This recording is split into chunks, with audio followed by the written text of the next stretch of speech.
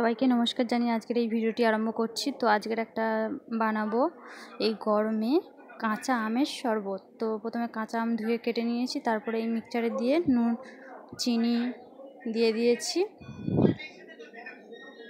তো দেখো, আমার ভিডিও যদি ভালো লেগে থাকে তাহলে চ্যানেলটি অবশ্যই সাবস্ক্রাইব করো। তো একটু হালকা অল্প করে জল দিয়েছি আর বরফ দিয়েছি আর একটু বেশি করে চিনি দিয়েছি, কারণ কাঁচা আম তার জন্য। তো মিক্সচারটা চালিয়ে নেবো।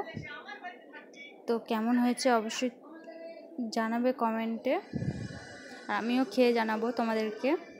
তো দেখো, শরবত একদম রেডি। তো এতে কিছু বরফ দিতে হবে,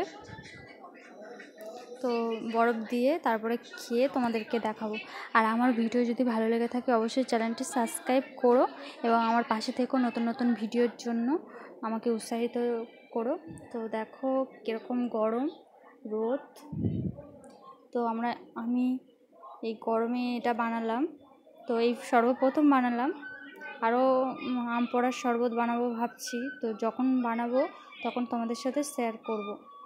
তো এখন এই কাঁচা আমের শরবতটা বানিয়েছি, এবার খেয়ে দেখবো কেমন হয়েছে। এতে আর কিছু দিইনি, শুধু নুন চিনি আর বরফ, আর কিচ্ছু দিইনি, কোনো মশলা দিইনি, কিছু দিইনি। কারণ এই গরমে অতিরিক্ত মশলা জাতীয় যে কোনো খাবার শরীরের পক্ষে ক্ষতিদায়ক, আর ওগুলো খাওয়া ঠিক নয়।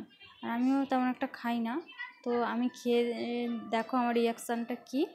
তো নিশ্চয়ই বুঝতে পারছো, একটু হালকা হালকা টক ছিল, তাও খুব সুন্দর হয়েছিল। আমি নর্মালভাবে ভিডিও করি। তো আমার এই ভিডিও যদি ভালো লেগে থাকে অবশ্যই চ্যানেলটি সাবস্ক্রাইব করো এবং আমার পাশে থেকো। একটু টক লাগছে তাই জন্য মুখটা অন্যরকম লাগছে, কিন্তু দারুণ টেস্ট হয়েছিল। তোমরা অবশ্যই বাড়িতে এই গরমে করে খাবে। তো আমার ভিডিওটা একটু দিতে দেরি হয়ে গেছে, তো আমার পাশে থেকো, সাথে থেকো আরও নতুন নতুন ভিডিওর জন্য।